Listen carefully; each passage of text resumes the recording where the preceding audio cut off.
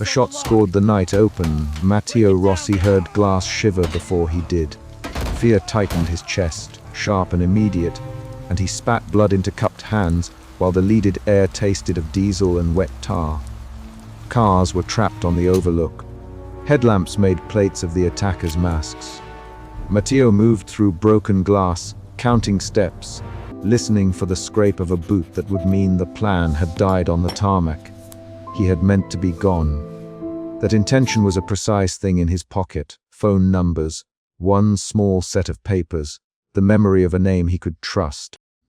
And now those things rattled against each other in his jacket, where the bullet had nicked the lining.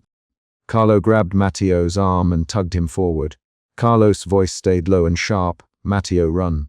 Now Carlo looked at the dark head of the road, gauging exits. His body showed readiness, his eyes catalogue edges.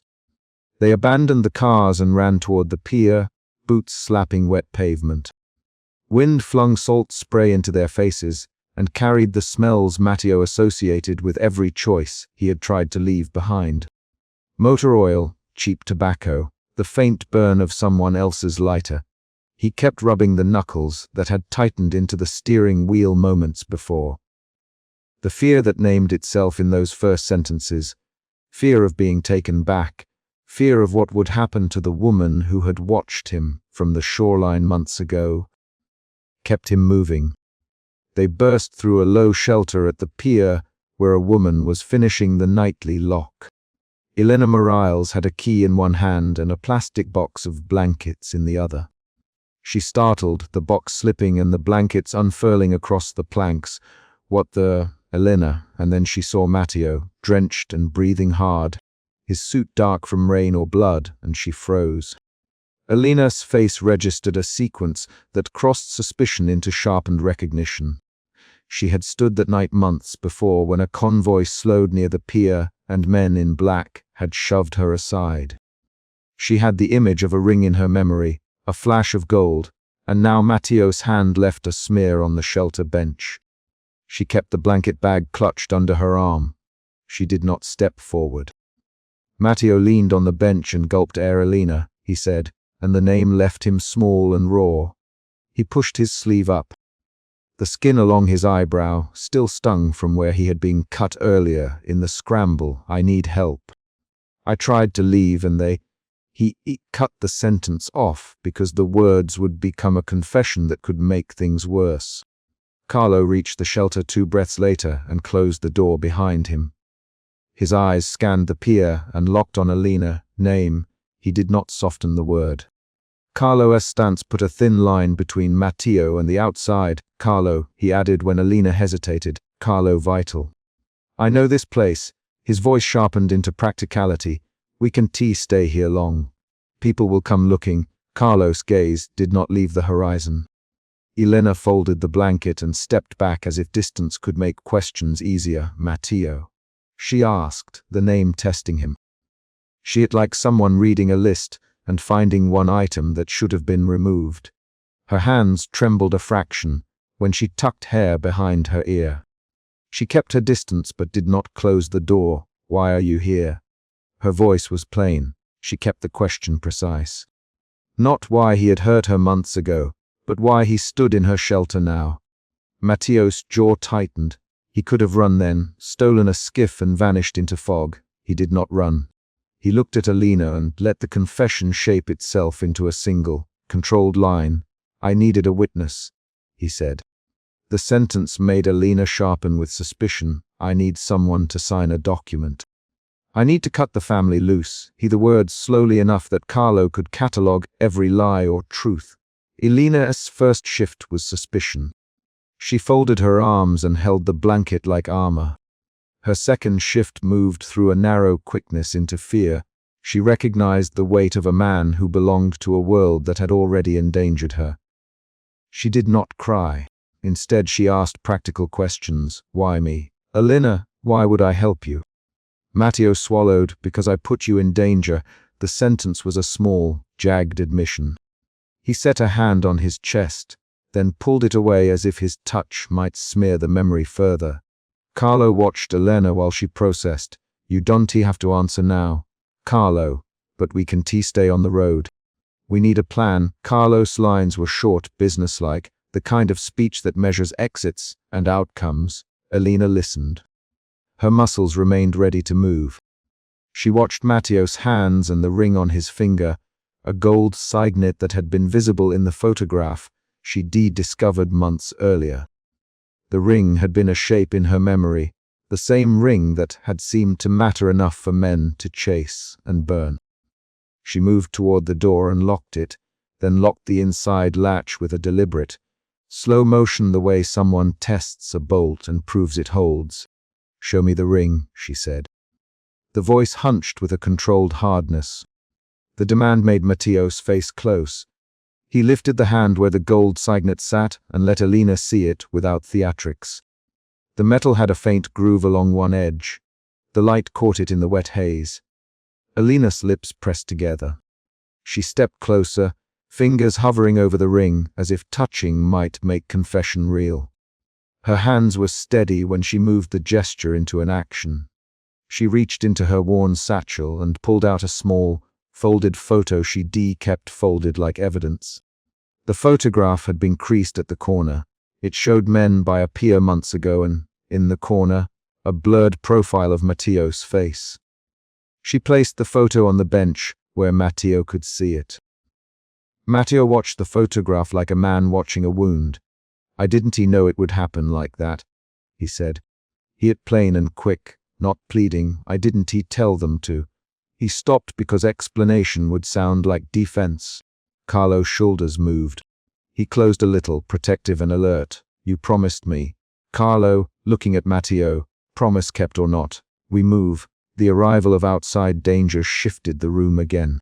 Footsteps traced the wooden planks beyond the shelter, a paced step that did not match fishermen or tourists.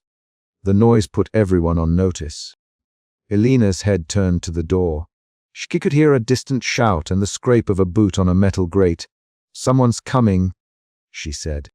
The new event forced choices into motion: stay and answer or move and run. Carlo moved first. He slid to the door, felt the frame and listened. "They send scouts," he said. "Luciano's men, testing.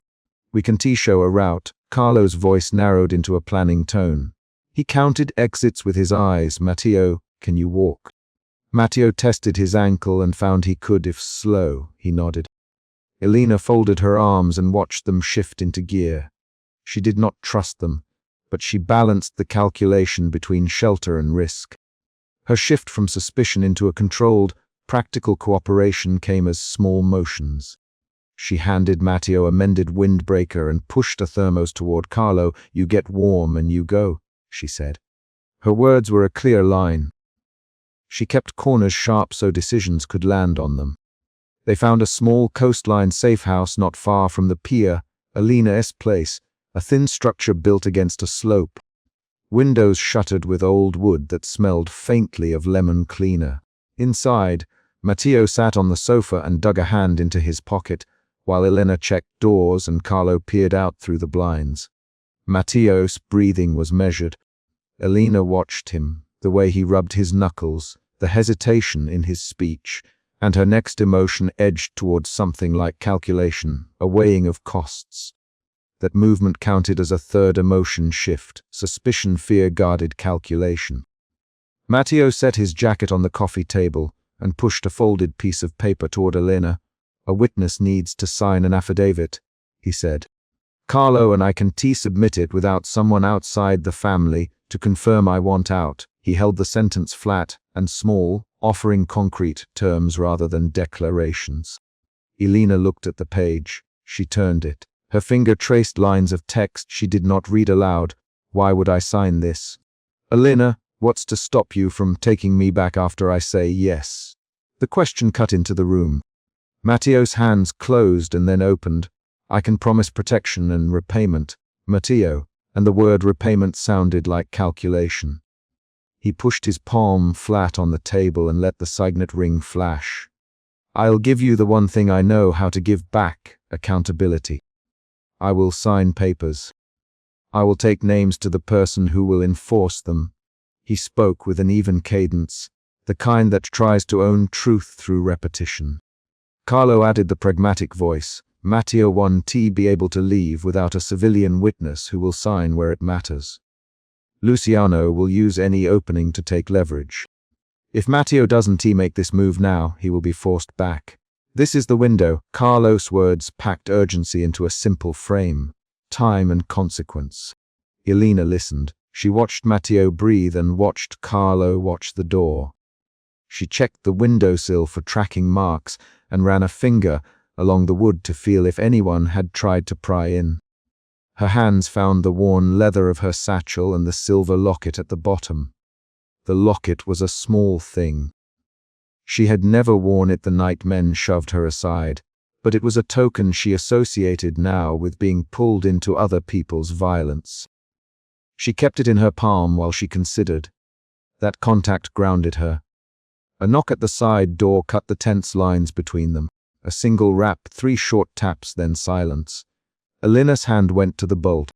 Carlo's head snapped toward the sound. Michael, a neighbor, wasn't he due for his night shift? The knock felt like timing. Who is it? Elena called, and her voice stayed steady to force clarity. There was a pause, and then a low voice answered, Scout. Package for DiMartino. The voice carried a flavor of patronage and threat. Matteo's shoulders folded inward. Luciano's men, he said. The new arrival forced action. Carlo moved to the kitchen, found the spare exit and mapped it in his head. We need to mislead him. Carlo, create the impression there's no one here. The plan needed someone willing to lie in front of the scout. Elena felt the room's temperature drop toward decision. She stood and walked to the door. Up close she could see a silhouette through the frosted glass. Broad shoulders, a hat, halted. She met the knock with a voice that carried neither fear nor hospitality. We closed early, Elena. No one here tonight. Her words were a thin act of defiance. Outside a man laughed and tapped the frame. Elena, he said, we got a message. DiMartino wants confirmation he can still move. Tell him there's no one and you'll be safe. The name landed like a stone. Elena did not answer. She turned back to the others and said, keep quiet. If he comes in, I distract him. Carlo, you find an escape for Matteo. Matteo, don't speak unless I say your name. The lines came like orders. Carlo nodded and moved, and Matteo obeyed with the small, precise compliance of someone who had been ordered and had been following orders all his life. They set the trap with low gestures. Elena opened the door a fraction to let in a narrow strip of light, and then slammed it shut as if she had found no one. The scout cursed and moved on with his footsteps sliding along the pier away from the safe house. The sound faded into the rain. They exhaled but did not relax. Later, around the kitchen table with a lamp through enough to expose the grooves in the wood. Elena found the gold signet ring again when Matteo removed his glove to wash a cut on his palm. She slid the ring free with a practiced hand and placed it on the table between them. Her fingers did not shake now. They were purposeful. Show me the photograph, she said.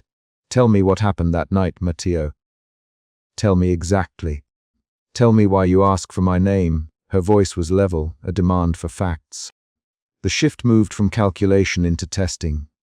Matteo looked at Elena and then at the photograph. He did not look away. He let the details work across his face. The convoy was followed down the highway. He began. A fight broke near the overlook. Luciano's men set an ambush we didn't expect. I swore I would be elsewhere. I shouldn't have put you there. He stopped because counting apologies would be dishonest. He folded his hands and then opened them. I am trying to leave the organization. I want that paper signed so the lawyers can file it. I want to prove I intend to sever ties. The sentence flat and plain to avoid pleading. Carlos' jaw tightened. If anyone finds out Matteo left, they'll come after people he cares about. That includes Elena. I'm telling you as protection. Elena's mouth thinned. She pushed the photograph toward Matteo. She tapped the ring with her nail, and then pushed both items back to him. Prove it, she said. Prove you'll protect me if I do this. The demand shifted power. Elena now steered the bargain. Matteo swallowed and looked at Carlo for confirmation. Carlo, I'll protect her while we make a plan. But Matteo has to show he means it.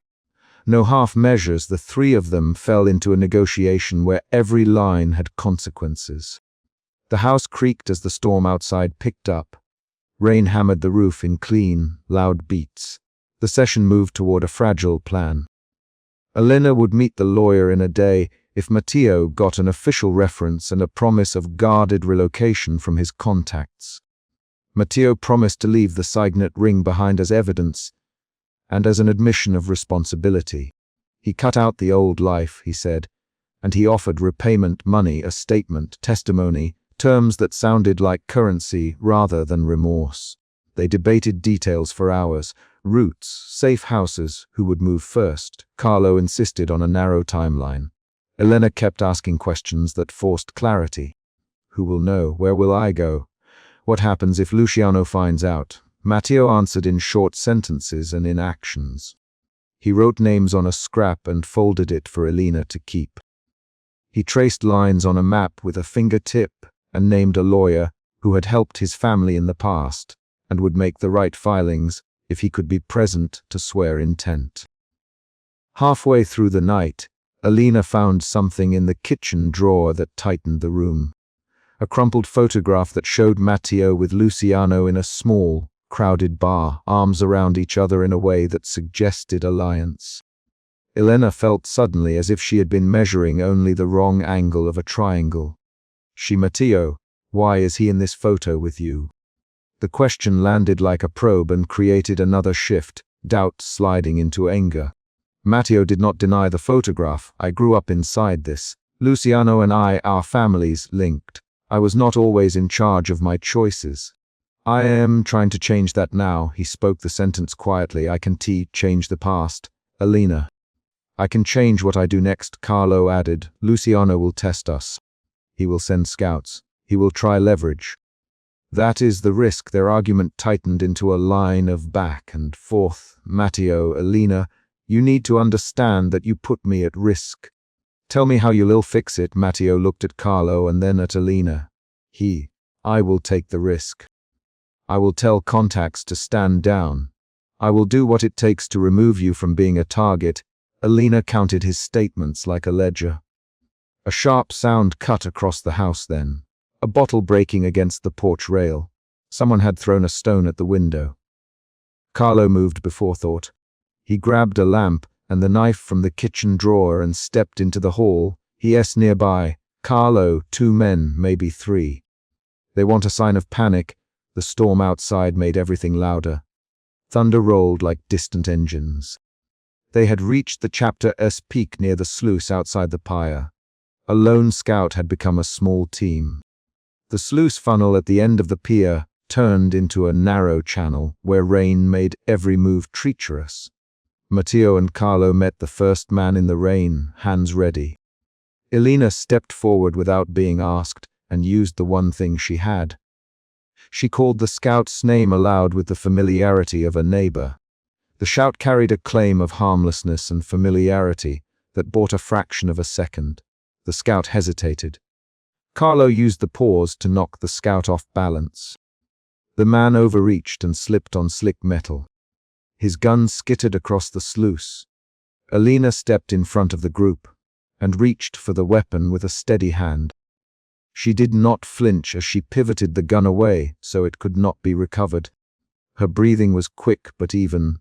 Back off, she said, and named Matteo and Carlo so the men would know whom they faced. The naming made the threat specific. The scrabble that followed was short and violent.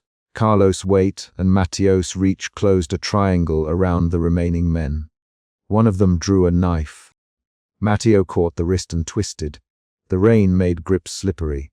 Elena kept moving, her feet finding purchase on metal rungs. She shoved the weapon into the water, where the current could carry it away.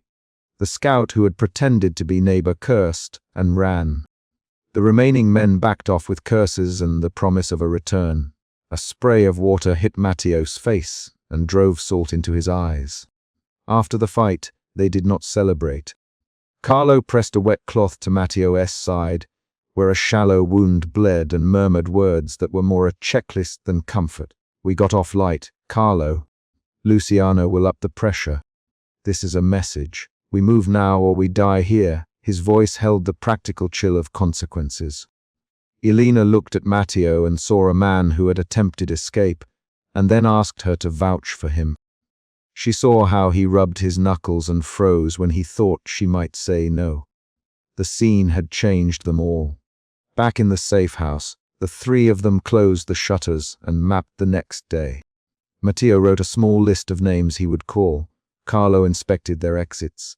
Elena paced and then stopped, facing Matteo. "If I do this, we do it on my terms," she said. "No surprises. I picked the lawyer. I picked the room where I sign. You provide the assurances now." She named conditions and dates and times. Each item was an anchor. Matteo agreed and put his signature to a blank paper that he asked Carlo to witness. He handed the signet ring to Elena as a pledge and left it on the table like a coin of debt. They slept in shifts. Rain slackened to a mist before dawn. Matteo left at first light and walked to the windowsill.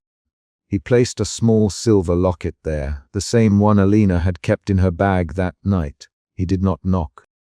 He left it as a promise and then turned away, boots sinking into sand, heading down the coastline with Carlo a few paces back. Elena found the locket when she rose and held it in her palm. She turned it over and felt the hinge and the faint fingerprint in the back. She breathed once, long and deliberate. The chapter closed on that concrete image. Elena setting the locket on the sill and closing the shutters with a single, decisive click. The decision sat inside that small sound. The agreement had been made, the bargain set. A new, dangerous plan had begun. They had resolved the immediate confrontation at the sluice and arranged a fragile truce, but the sound of the closing shutter promised more choices and tests ahead. Emotion route. Fear had driven Matteo into action and kept him there. The chapter showed suspicion shifting into fear, then into guarded negotiation, then into a practical truce. There were at least two emotion shifts, suspicion to fear to guarded calculation, and later doubt to anger to cautious trust, expressed through actions, spoken lines, and decisions rather than abstract labels. The chapter ends with the locket on the windowsill, and the shutters snapped shut. A tangible moment that ties immediately to what happened in the pier and the sluice and sets the next step in motion. Matteo banged on the iron stairwell door and said, "Elena, open the door." Now the single knock sliced the quiet of the landing. Guilt pushed his voice thin. He knew what he had done that night at the pier. The memory of Glass and Diesel sat under his tongue. Guilt was what drove him to her building, not bravado. He needed help. Matteo could not walk away alone. He heard feet inside. A chain clicked. Elena's face appeared in the peephole, then in the doorway, and she looked like a person who had been taught to measure danger before mercy. She froze for a breath, then opened the door a sliver. "Matteo?" she asked, keeping the chain between them. Her green eyes were wide, and her hand rested on the small silver locket at her throat. Matteo kept his palms flat on the doorframe. "Elena, it's me, please.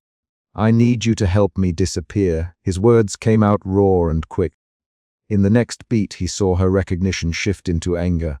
That anger had a sound, short, sharp syllables that pushed air out of her.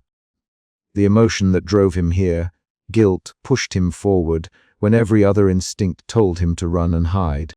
She stepped back and shut the chain with the slow care of someone buying time. "You want me to help you?" "Elena, you left me on the pier." "Matteo, you don't get to ask favors." Her voice was steady, held under control, but her jaw trembled once. Matteo's shoulders dropped a fraction. He had rehearsed lines in the car, rehearsed humility. None of them matched this. He could taste salt on his lips from the ocean and from his own panic. "I didn't mean," he started. "Don't, Elena, don't start with that." She pushed the chain open and stepped back, letting him see the narrow hallway, the scuffed shoe rack, the lamp with a cracked shade. Small domestic things made danger seem suddenly intrusive. "Why are you here now?" she asked. Before Matteo could answer, a voice from the stairwell, low and controlled, said, "They re close." Come on." Carlo's presence filled the corridor like an extra set of eyes. Matteo felt the motion of the man 2 steps behind him. The broad shoulders, the careful scan of the landing. Elena froze, then looked at Matteo. "Carlo." She said, recognition and annoyance mixed. Carlo kept his hand inside his coat. "We were followed," he said to Matteo without asking for names. He stepped into the apartment briefly and scanned the little living room, then shifted his gaze to Elena as if testing her. This exchange, door, accusation, warning, collapsed into movement. Elena slammed the door in a practiced motion, grabbed her worn leather satchel, and pulled a threadbare scarf from the hook by the door. "If you here, then you in trouble," she said. She pushed past them into the street with 3 quick steps, heels clicking, then slowed to a measured walk at the curb. They moved down to the car with Matteo close to the passenger door, and Carlo sliding into the driver's seat without hesitation. The interior was warm, smelling faintly of leather and motor oil. Elena climbed in the back, clutching her satchel. The engine started. Matteo watched her fingers tighten around the strap and heard the small, swallowed sound she made when she was calculating risk. On the drive toward the coastline, Matteo watched Elena in the rearview mirror. He studied the way she tucked hair behind her ear, how she kept her eyes on the window rather than on him. He tried to explain in small gestures. He had been at the pier that night because of a meeting that had gone wrong. He had tried to stop a hit. He had failed. The glass and the smell of diesel were a wound he could not show without making things worse for her. Elena cut him off. "Speak straight, Matteo. Did you try to stop them or did you give the order?" Her voice had a clinical edge. The question landed like a small stone in still water. Matteo's fingers found the gold signet ring he always worried about, rubbing the edge until his knuckles ached. "I tried to stop it," he said. I fought them. I didn't want her hurt. He used her because the full truth would name someone and open more wounds." Elena's mouth tightened. For a moment, Matteo's suspicion that she would refuse softened into something else, a guarded curiosity. Carlo's voice cut the space. "We were tailed from the pier.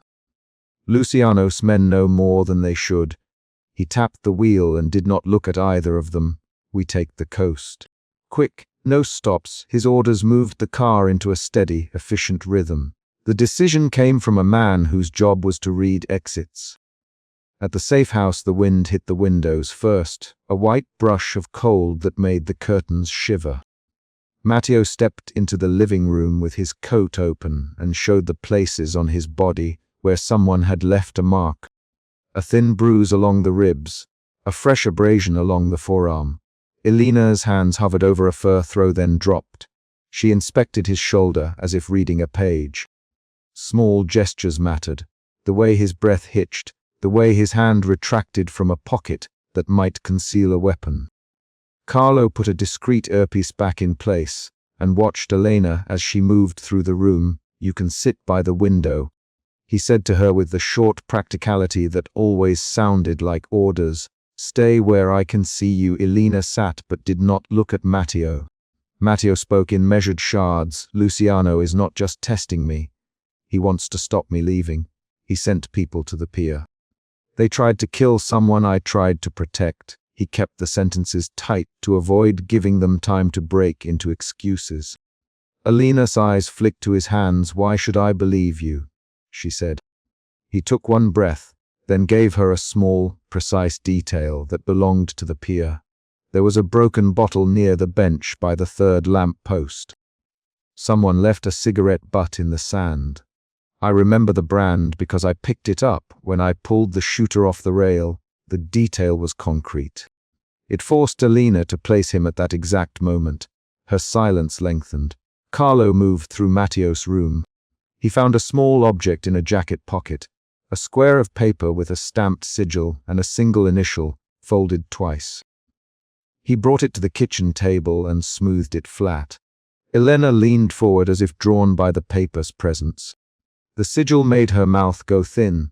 "They left a calling card at the gate this morning. Carlo." He let the paper sit between them. "Luciano's men." They want a message delivered. The move changed the room's balance. Elena's anger softened into calculated interest. The new fact shifted an old story. It implied someone had wanted to appear threatening, but also to communicate something precise. Elena's voice stayed even, so either Matteo ordered this and is playing at innocence, or he tried to stop something and somebody knows the truth, which is it. Her tone left little room for theatrics. Matteo felt his suspicion of everyone's motives move. He had arrived expecting rejection. Instead he met a different hazard, scrutiny. They argued in short, fast exchanges. Matteo's lines came clipped. "I didn't order it." Elena's replies were sharp. "Then why did you run?" Carlo stepped in with 3 quick sentences. "Because things went sideways. Because priorities changed. Because we can use her knowledge." The last line hung and required explanation. Matteo's face tightened. "Use her knowledge," he echoed.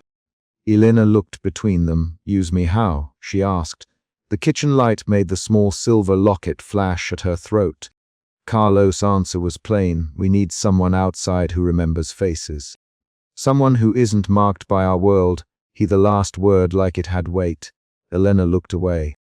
She shifted the locket back and forth in a small finger motion that was both nervous and steady. The morning pressed in as a new variable.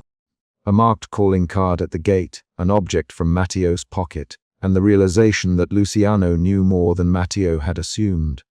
Elena's posture changed. Curiosity replaced some of her anger. Matteo felt an internal shift too. Guilt slid into a cautious hope that he might be believed if he gave enough facts. They negotiated terms at the kitchen table with the sea like a distant rumble beyond the windows. Elena spoke clearly. She would help on conditions. She wanted concrete evidence that Matteo had tried to stop the order. She demanded a timeline, names, and a real plan that would protect her if the situation escalated. Matteo recited details. Times, small gestures, the brand of cigarette, a phrase someone had muttered in the stairwell. He counted facts like a man counting breaths. Carlo pressed Matteo for more. "You will break family ties." He asked plainly, "To get out you must be willing to betray family rules." The question landed heavy. Matteo's mouth went dry. He had not fully accepted the cost of leaving. The emotion in him shifted again. Guilt turned into fear of the consequences, then into a cold resolve. Elena interrupted. "I will not be collateral. I will not be used as a bargaining chip." Her voice dropped, firm as a slat of wood. "If I help you, you remove yourself from their reach, or you let me go. No lies, no half-truths." The terms made the bargain precise. Matteo nodded. The movement was small but decisive. At that moment, an engine slowed outside. A shadow moved by the safe-house gate. Carlo's body tightened. He walked to the window, fingers on the glass, and narrowed his eyes. "They re-hear," he said. He made the decision in 3 short steps and moved to the door. His movement turned the kitchen into a field of immediate choices. The gate erupted. Men battered at the fence, voices shouting orders. Luciano's style arrived in ash and cold commands. The safe-house perimeter became a line of collision. Matteo grabbed a utility knife from his coat and moved toward the door. Elena stood and did not go back to the window. She tightened her scarf and stepped toward the hall as if heading to a place she had chosen rather than being pushed. The breach was sudden and loud. Gravel flew. Carlo met the first attacker at the gate with a blunt shove and a strike that ended the man's momentum. A second figure lunged inside. Elena stepped forward and put a hand on the attacker's shoulder, not to stop him but to unbalance him, forcing him away from an angle that would reach Carlo. Her movement surprised Matteo more than any blow. The fight spilled into the yard. Matteo found himself facing a man with a gun. Instead of running, Matteo moved toward him, caught the wrist and twisted. The gun slipped and clanged against the gate. Matteo's choice was immediate, to disarm rather than to flee. The action was a small argument against his past. In the wet Prague dawn, with rain slicking the gravel, Matteo and Elena stood inches apart, each breathing sharp, each smelling of rain and fear. Carlo held the perimeter steady. Luciano's men retreated after a short, messy exchange, but not without leaving a threat soon in the air. One man shouted a name. Someone threw a lighter onto the ground and it hissed. After the last boot left the gravel, silence settled with the weight of damp clothing. Matteo sank onto the step and realized his ribs stung in a way that made him breathe shallow. Alina stood and looked at him not with pity but with assessment. She had stepped forward in the fight and had not been knocked aside. That action changed how Matteo understood her. They moved back inside. Alina dried her hands on the hem of her sweater and sat at the table. Matteo's shirt dripped in a puddle at his feet. He admitted, in a voice that broke and then found steadiness, "I cannot leave on my own. If I go without a plan, they'll hunt her or they will burn everything I care about." The sentence was both confession and plea. Alina looked at him and set the terms in plain sentences.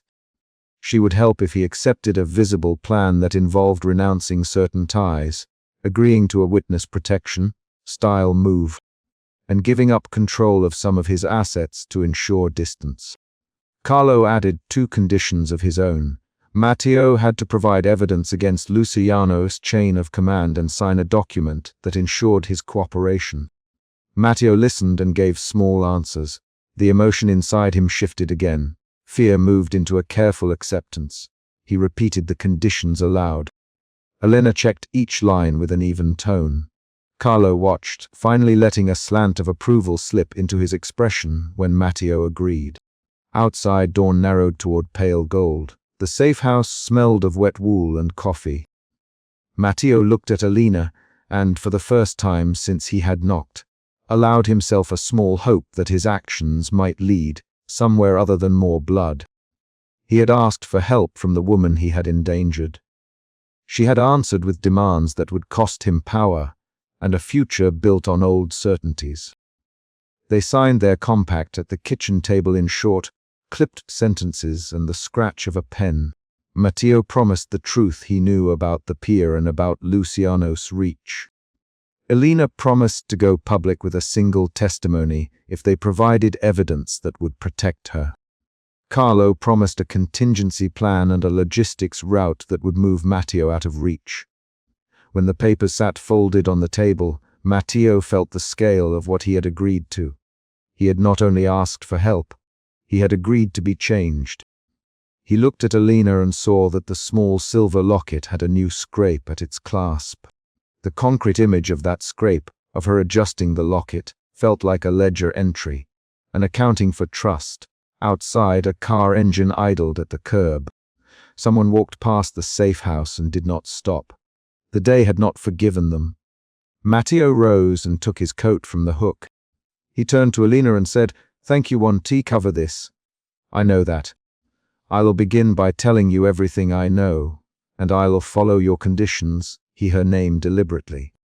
Alina's reply was 2 words and a nod. "Start now." She pushed the papers back toward him. The chapter closed on a concrete sound. A heavy knock at the front door, measured and resolute. Carlo's hand went to the knob before Matteo could move. Matteo looked at Alina, then at the door, and understood the next choice would not be his alone. The knock was the event that promised consequence and moved the story into its next necessary motion. A gunshot skimmed Matteo Rossi's side. He tasted metal and salt and kept moving.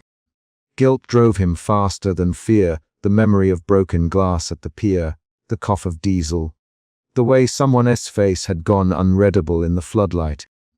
And that guilt made him take one more risk. He ducked into the narrow marina alley, rain tapping the collar of his coat, and Carlo was already 2 steps ahead, voice low and precise. "Move, Matteo." The alley smelled of wet concrete and tar. Matteo's breath came shallow. He felt the fabric of his shirt warm where blood had started to smear against his ribs. He kept thinking of Alina's stairwell door, the single knock he had made 6 nights ago when the city felt too loud and his own guilt had become a person. He had come back for a plan. He had come back because leaving without fixing what he had broken felt like stealing air from someone else's lungs. That thought made his hands slick and steady at the same time. A second volley passed, a crack close enough to make the neon on a marina sign flicker. Carlos' gloves found a throat and a wrist with the kind of economy Matteo trusted. The two of them moved in the practiced rhythm of people who had learned how to survive with little room for mistakes. Matteo wiped a sleeve across his mouth and kept thinking of the pier, of glass shivering, of a man falling, of the sound of his own boots on wet metal, until a slender burning pain traced under his ribs and he saw stars push against the rain. He staggered, and the world narrowed to two shapes. Carlo's back as he faced the attackers and the slick pavement that rose to meet Matteo's knees. The first external event in the chapter had happened in the first breath. The next happened when Matteo found the convenience store light. He pushed through the glass door by Elena's building and almost collapsed into a corner stack of cold drinks. The fluorescent hum smelled of bleach and cheap coffee. Elena was behind the counter, headphones on, inventory list half lit on her clipboard. She saw him move, then recognized him not by the suit or the scar, but by the way he tried to make himself smaller in public. The recognition stopped her pencil. Her hands went slack on the clipboard. "Matteo," she said. The name cut through the noise of the store more sharply than the rain. Her voice held a practical edge that Matteo had come to know as the thing that kept her upright. Matteo's eyes locked on hers for a second and the guilt flared again, this time with heat. He tried to answer. The words were thin. "I need help," he managed. "Please." She hesitated in a way that measured danger and personal history at the same time. Elena had seen him once, at the pier, when everything had blurred into a single night of glass and shouting. She had not forgotten the man who had set that chain of events in motion. Now he stood in fluorescent light with blood on his shirt and an insistence in his eyes that asked for shelter and repayment in equal measure. Elena's choice arrived as a concrete motion. She ducked behind the counter, picked up a first aid kit, and shoved open the back door. She did not say yes or no aloud to helping. She acted. Outside, rain sent little rivers along the curb. Matteo's coat dropped to a wet puddle as Elena pressed gauze to his wound. Carlo watched from the doorway, hands empty, face unreadable. He did not move to push Matteo away. He weighed risk in the angles of the street, and the faint imprint on Matteo's wrist where a signet ring had been. He stepped forward only once Elena nodded toward the hall. She carried Matteo up the narrow stairwell by muscle memory and practical steadiness. Her apartment was small. A kitchen table cluttered with unopened mail, a kettle on the stove, a single plant on the windowsill whose leaves had been bent toward the light. Elena set Matteo down on the couch and ripped open a shirt seam to find the cut. The wound was shallow but angry. The bullet had grazed tissue and left a long strip of heat under his skin. She pressed a cold pack, then fingers, then a strip of cloth over it. Her hands smelled faintly of lemon soap. She worked without commentary, her actions saying more than the conversation she avoided. Carlo remained in the doorway like a sentinel. "You could hand him over, Elena," he said. His voice held calculation, not accusation. "You could call it in." Elena's jaw tightened. She balanced the cloth against Matteo's ribs with a steady thumb. "I saw him at the pier," she said. She did not say the rest. That she had watched glass cut someone she cared for, that the diesel smell had lodged under her skin. But her voice threaded the room with that memory. "I know what he is," she added, speaking Matteo's name as both warning and fact. Matteo flinched at the tone and opened his mouth. "I never wanted," he began. "Matteo," Elena interrupted. She used his name the way she did when she wanted someone to understand the weight of their choice. "You knocked on my door a few nights ago. You, Elena, open the door now. You can come inside and expect me to forget that you brought danger to my hallway." The memory of his knock, the one that cut the quiet of the landing, had not left her. She had not forgiven the night at the pier. She was not obliged to. Her hands did not stop tending the wound, but her eyes kept watch on him as if she were taking inventory of risk. Carlo folded his arms. He needs to leave tonight, he said. If he bleeds longer, Luciano will know where he ran. Elena's mouth thinned. She looked at Matteo, then at Carlo, then at the small silver locket she always kept near the kettle. The locket was a physical thing she touched when she needed to make steady decisions. She felt an emotion take root in the room. Responsibility. Not a flurry of softened abstractions, but a mechanical resolve, a decision to act on what she had in front of her. That responsibility bent her toward concrete choices. They argued in quick, clipped sentences the way people in danger do. Short lines, names used to anchor who was speaking and why. Carlo, you can just haul him to a car and leave him where Luciano's men will find him. Elena, Luciano will use that. We stop him from leaving, or he dies later. Carlo replied, this is not about sentiment, Matteo. If you died in my stairwell, I would call it what it is. You did not get to choose who suffered because of your choices. Elena's voice carried the concrete memory of a man on the pier and the smell of diesel when she said it. Matteo, even with the bandage pressed to his side, touched her hand. The movement was small enough to be persuasive. Elena, he said, I need you. I need you to believe I can make this right. That plea shifted the balance in the room. Guilt had driven Matteo into that alley. The plea showed a new image. Dependence turning into action. Elena's expression flickered. Her eyes narrowed in assessment. She wanted to see evidence of change in his hands and his choices, not promises. Carlo's posture suggested tactical thinking. He would cover doors and exits, watch the stoop, call no one until they had a plan. At the next external beat, Elena searched Matteo's coat for a rote. She wanted to verify the story of escape. Her fingers found a small token tucked in an inner pocket. A folded slip of fabric with a printing she recognized as Luciano de Martino's colors, and beneath it, a receipt stamped from a warehouse Luciano used for shipments. The token was a deliberate physical clue. Someone had betrayed Matteo's plan. That discovery moved the threat from random ambush to planned betrayal. This is Luciano's mark, Elena, holding the slip up. Her voice had the precise flatness of someone reading evidence. He leaked you. Matteo's shoulders went hard. He closed his eyes and let out a breath that was equal parts anger and resignation. I thought I could trust someone inside to clear the road, he said. I was wrong. Carlo's hands tightened. Who in the inside? He asked.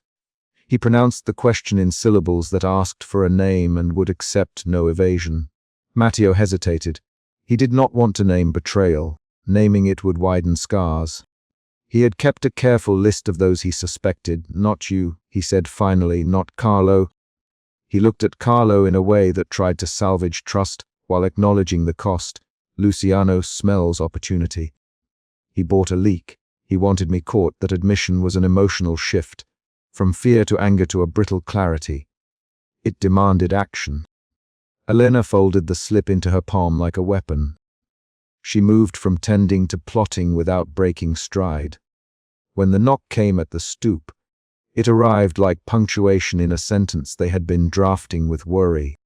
A heavy footfall, the hush of coats, and a voice that carried Luciano's clipped cadence. Open the door, Elena. We know he's in there. You cannot protect him forever. Elena swallowed. Who are you with? She called back, keeping the question simple and practical. We have men at the pier and men in the docks. Let him out, and we'll make arrangements, Luciano's voice said.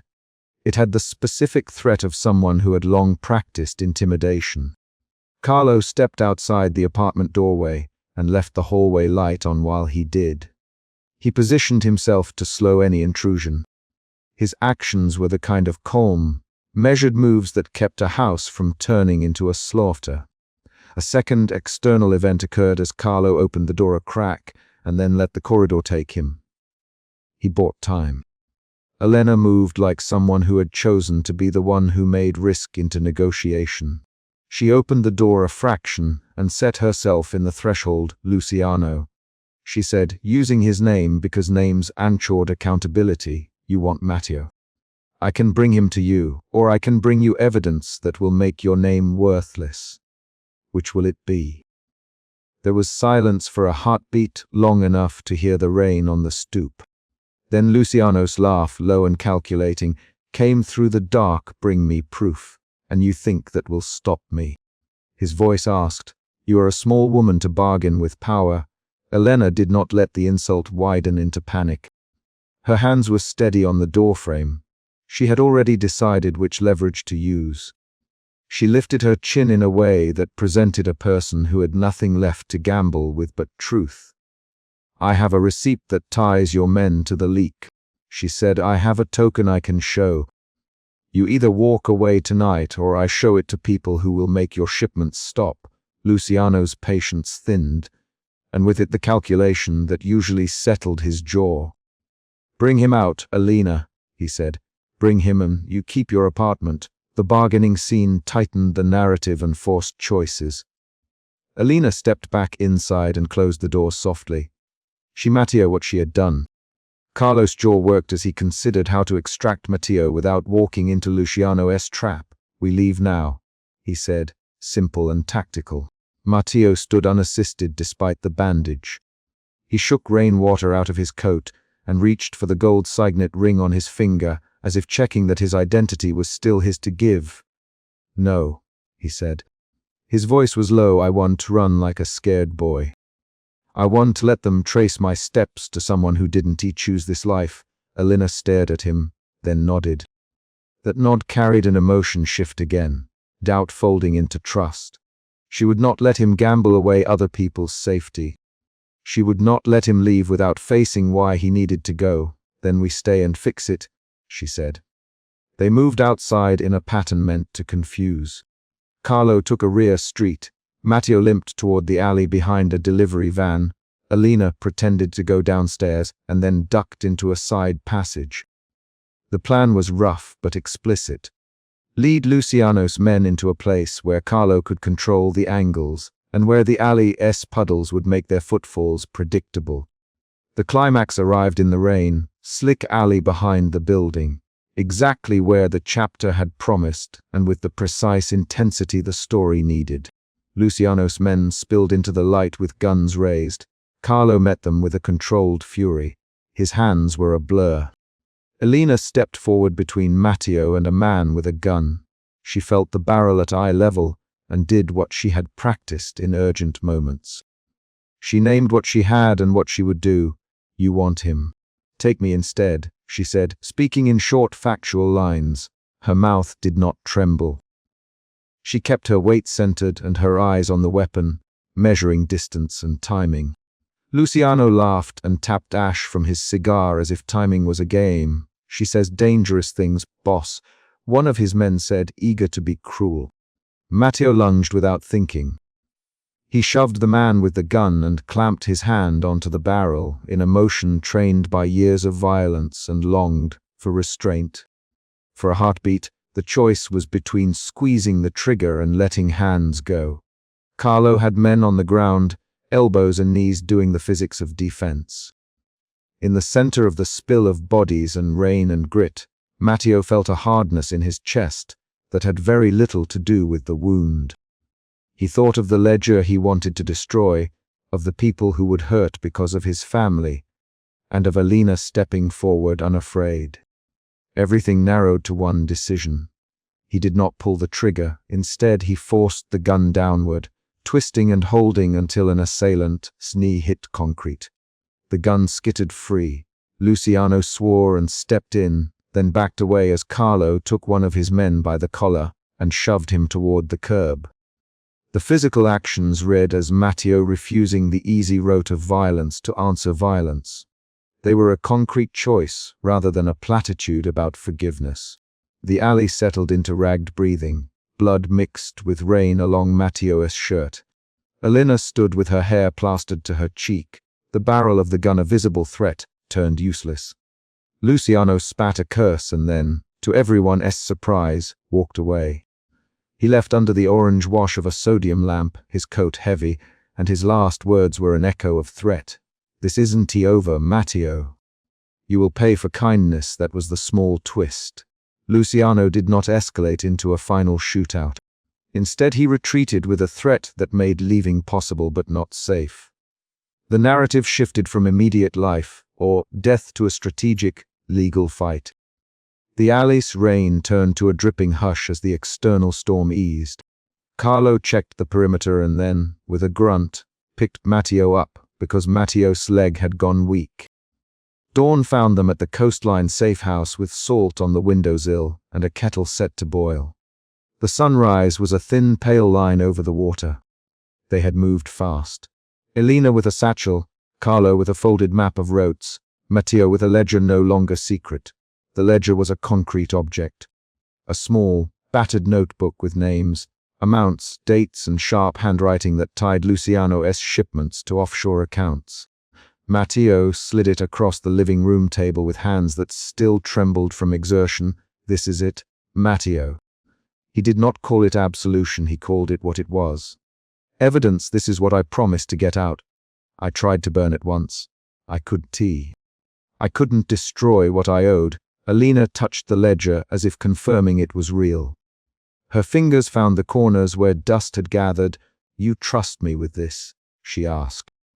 Matteo looked at her, and for the first time in the night his face lost the look of a man balancing between options and took on something like surrender.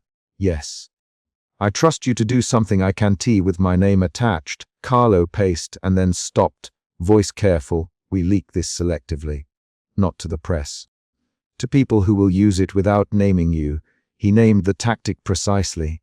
Send copies to a contact who would pass it to prosecutors anonymously. Insist on an investigation that could not be traced directly to Matteo. He laid out steps like a mechanic laying out tools. Elena's next move was the last twist. She reached into her satchel and took out the small silver locket she always carried. She opened it, and inside was a photograph she had kept.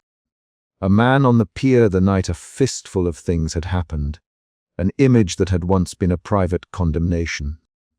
She pressed a corner of the photograph against the ledger, and then, with hands that were steady now because she had chosen this, she started making photocopies on an old machine Carlo had insisted on bringing. They worked in a series of small, concrete actions. Elena fed the paper. Carlo called a contact us number and left a secure voicemail.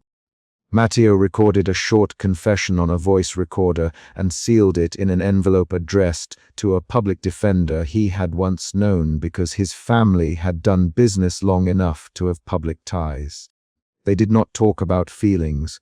They named actions and executed them. That was the way they rebuilt safety.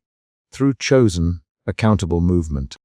When they finished, Matteo sat on the couch and let the bandage slip for a moment so Elena could check the wound.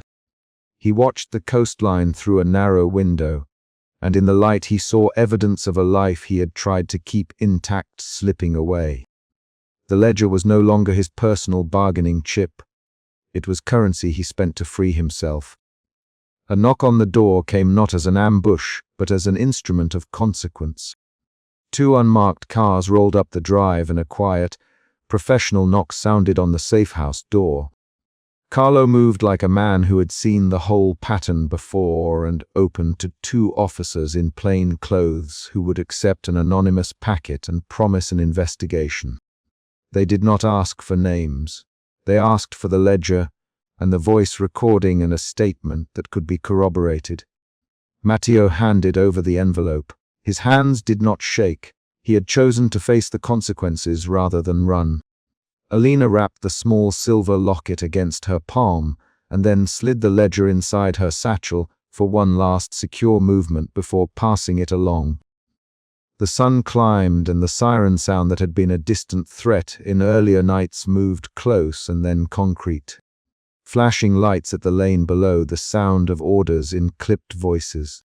Luciano's men were rounded up in a sweep that Carlo's contact had bought with careful, expensive favors. The sweep was visible in the morning news the next day as short segments without names but with a list of seized goods and a statement about ongoing investigations into organized shipments. Luciano's influence diminished because evidence had weight and because Matteo and Elena had chosen to convert danger into testimony. The final emotional shift arrived in a small domestic gesture. Matteo sat at Alina's kitchen table with an apple cut in two and offered half. It was a simple, almost ridiculous exchange given what had happened, but it showed the change better than a speech could. Alina accepted the half and then, without dramatics, set a small rule. They would not pretend the past was clean, but they would not keep living as if the past defined every step. Carlo packed his things to leave as a permanent guard and, instead, offered a clear role, a trusted contact who would help them move towards stable ground. He did not go entirely. He stayed to ensure the ledger's chain of custody was intact until prosecutors took over. Luciano, for now, had lost immediate leverage and retreated into the background of a story from which his prominence had been excised. The chapter resolved with concrete consequences. Matteo would not be invisible to the law. He would answer for his family's crimes and accept a sentence that would be shorter for cooperation. Alina would stand beside him, not as penance, but as a chosen partner in an arrangement built from trial and decision. Carlo would remain in the perimeter of their lives, the attentive professional who did not ask for sentiment. In the last paragraph, they prepared for the final public action that would close this chapter. Matteo walked to the front door as two plainclothes officers returned with forms, the ledger's authenticated copies sealed in evidence bags, and Alina stood beside him holding the small silver locket in both hands as if it were a compass. Matteo looked at the officer and then at Alina. "I am ready," he said, speaking plain and short. The officer nodded, took his statement, and because this was a final, concrete beat, Matteo stepped outside into bright, honest daylight and raised his hands as the officer read the paperwork aloud. The ledger's weight passed forward, and an old life finally beginning to give way to the consequences it had produced.